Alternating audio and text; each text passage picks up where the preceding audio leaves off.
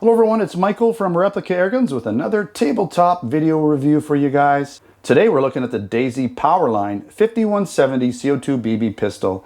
And again, this is a tabletop review, so no shooting yet. I haven't tested it out, haven't tried it out. That'll happen later on when I do the field test shooting video. Now keep in mind, the Daisy Powerline 5170 is available in our Canada and US online Replica Airgun stores over at replicaairguns.ca for Canada and replicaairguns.us for the US. All right, let's get into the specifications. This is a non-blowback, mostly plastic external construction gun with some metal internal parts.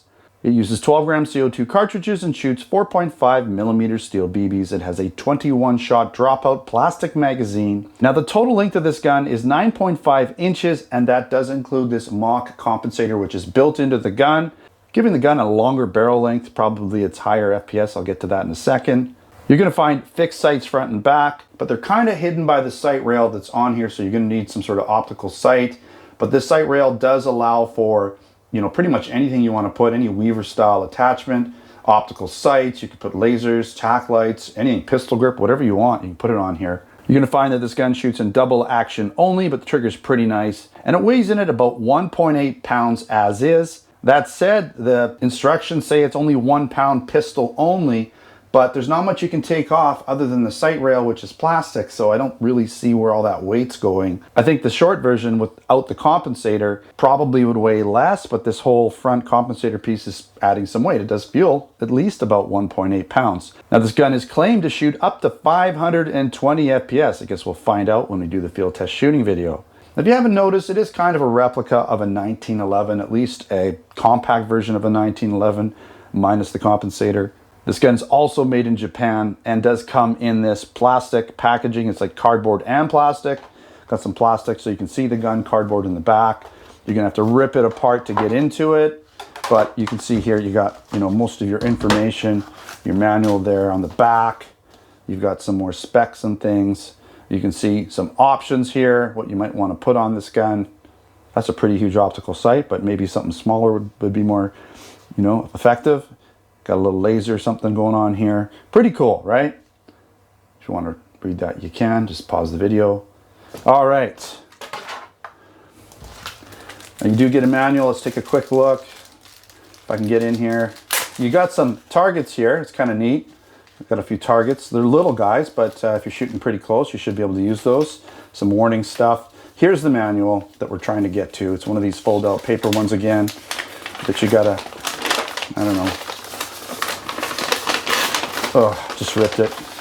Okay, but there's nice large pictures in here. Nice diagrams. Got the safety, how to use the magazine, how to load the magazine, how to aim, right? How to put CO2 in and tighten the CO2 screw. All that good information. So check out the manual, of course, before you use the gun, unless you're really familiar with these types of guns. So at this point, let's take a quick look at the Daisy Powerline 5170. All right, so you can see you got this nice sight rail. It does come off. You can unscrew it and take it off if you don't want that and just use the open sights. So if you don't have an optical sight or something to use right away, maybe you're gonna get one down the road, you can take that off, because you can see here, it's gonna be pretty hard to see your target with that big piece over it, right? You do have a working safety. Now this isn't one you'd find on a 1911, but at least it doesn't look like that fake little switch. It kind of looks like a takedown lever. That you'd find on other guns, not a 1911, but still kind of looks like something that you would find on a gun, as opposed to that little light switch that you see on a lot of the cheap, inexpensive guns. So this compensator obviously is just a mock one, right? But you'll see here that the barrel goes right to the end. So you've got this elongated barrel because of this compensator, whereas the standard version is going to have a shorter barrel. It's not going to shoot as high FPS. You do have, you know, an actual metal trigger, but nothing else really works. The hammer doesn't work. The magazine release does. You've got this basic plastic, all plastic magazine that does kind of cover up the CO2 screw, which is nice, but it's just a basic magazine. So you can still see it, but it's kind of hidden by this big butt plate on the magazine. You do have this fake 1911 safety. It's just molded in. Okay, the backstrap safety doesn't work. Obviously, grip safety doesn't work. Okay, this rail's pretty cool. Have some warning instructions slightly hidden by the sight rail. Okay. This piece is part of the gun. It doesn't come off. Okay, so that's part of it. You can't take it off. So that's it. Nothing too fancy. All right, let's get into some of the pros and the cons. Now, it's a fairly low-cost pistol that looks pretty decent. It's got what looks to be high FPS and hopefully good accuracy, so let's see what happens when I do the field test shooting video. It also has that added compensator that extends the barrel internally. That's why the FPS, I think, is as high as it's claimed to be. Now, the double action trigger is very smooth and satisfying. It has that kind of satisfying feel to it. It just feels, I don't know, it doesn't feel so gimmicky and plasticky. It's like there's some serious metal parts in there moving around when you pull it. It's really, really nice, actually. It is double action, but it's, I don't know, it's something that's really nice and satisfying when you pull it. So that's a plus. It does come with that sight rail for additional top, bottom, and side weaver accessories. You can put pretty much anything on this gun. The safety actually looks like part of a gun, even though it's not what you would find on a 1911. It does look like something you'd find on a real gun.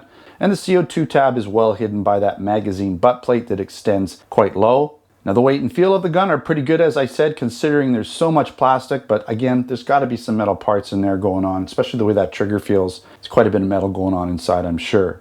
Overall, it's a pretty decent replica of the Colt 1911 compact version, other than that weird, whatever you want to call it. It's the safety in this case, but it looks like some sort of takedown lever. You're not going to find that on a 1911. It's quite different. And I like that it's made in Japan. You know, Japanese products are usually pretty durable. So hopefully this gun's going to give you lots of shot life to it. All right, a few cons. You will need an optical sight for this gun, some sort of optical sight, unless you plan on taking the sight rail off. But just keep that in mind. And the dropout magazine, it's all plastic. I really wish they'd put more metal in those magazines just to give the gun a better feel and weight to it. And again, like a lot of these low-cost guns, there's really very few moving parts, which is kind of a con in terms of realism. But it's a bit of a pro in terms of longevity. The gun doesn't have a lot of moving parts, so it's going to be more reliable than a gun with a lot of working parts. All right, again, the Daisy Powerline 5170 CO2 BB pistol is available in both our Canada and US online replica airgun stores over at replicaairguns.ca and replicaairguns.us. So check out the links in the description. Of course, if you're interested in other products, we have more than just this gun. We have BB guns, pellet guns, airsoft guns, blank guns, paintball guns, and other accessories. Also, check out my written review for this gun over at replicaairguns.com, where I may have some additional information and photos for you guys. If you haven't subscribed, make sure to subscribe before you head out. Also, check us out on Facebook, Twitter, and Instagram. Until next time, take care.